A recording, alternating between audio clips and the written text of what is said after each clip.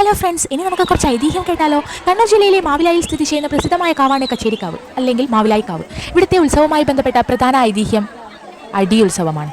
നമ്മൾ കുറച്ച് ലേറ്റ് ആയിട്ടാണ് അവിടെ എത്തിയത്. അപ്പോൾ അടി തുടങ്ങാൻ ലേറ്റ് ആയതുകൊണ്ട് നമ്മൾ അടി മുഴുവൻ കണ്ടു. നമ്മൾ ഇവിടെ കാണുന്നതാണ് അടിയുത്സവം, കച്ചേരിക്കാവിലെ ഉത്സവത്തോടനുബന്ധിച്ച് നടക്കുന്ന പ്രധാന ആചാരം. അടിയുത്സവത്തിന് പിന്നിലെ ഐതിഹ്യം കേട്ടാലോ. കച്ചേരിക്കാവ് ക്ഷേത്രം സ്ഥിതി ചെയ്യുന്ന പ്രദേശത്ത് കച്ചേരി ഇല്ലം എന്ന പേരിൽ ഒരു ഇല്ലമുണ്ടായിരുന്നു. ചമ്പകശ്ശേരി കോവിലകത്ത് തമ്പുരാനും കുടുംബപ്രമാണിയായ വണ്ണാത്തിക്കണ്ടി തണ്ടയാൻ തമ്പുരാനെ അവിൽ പൊതി കൊണ്ടുവന്നു. വൈക്കോൽ കൊണ്ട് നിർമ്മിച്ച കൂടിലായിരുന്നു അവിൽ പൊതിഞ്ഞിരുന്നത്. ഈ സമയത്ത് തമ്പുരാന്റെ 2 മക്കൾ മുറ്റത്ത് കളിച്ചുകൊണ്ടിരിക്കുകയായിരുന്നു. അവിൽ പൊതി തങ്ങൾക്ക് വേണമെന്ന് കുട്ടികൾ വാശി പിടിച്ചു. ഒടുവിൽ തമ്പുരാനെ കയ്യുകൊള്ളവൻ എടുത്തുകൊള്ളൂ എന്ന് പറഞ്ഞു അവിൽ പൊതി കുട്ടികൾക്ക് ഇട്ടുകൊടുത്തു.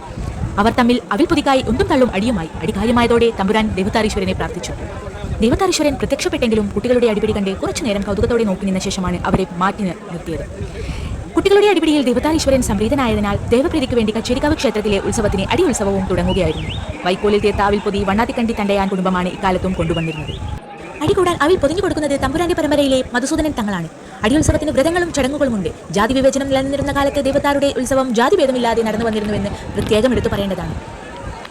അങ്ങനെ ഞങ്ങൾ ഒരുപാട് തിക്കും തിരക്കുകൾക്കിടയിൽ കൂടി ആദ്യമായി അടിയുത്സവം കണ്ടു.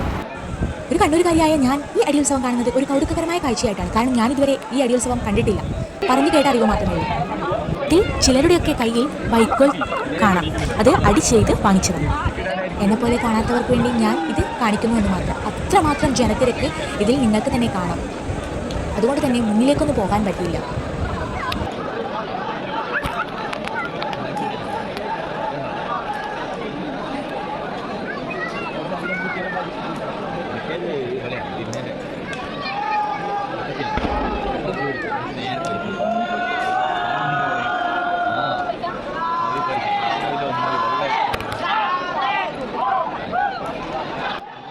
ഇത്രയും ജനങ്ങളാണ് ഈ അടിയുത്സവം കാണാനായി അവിടെ തടിച്ചുകൂടി നിന്നത്.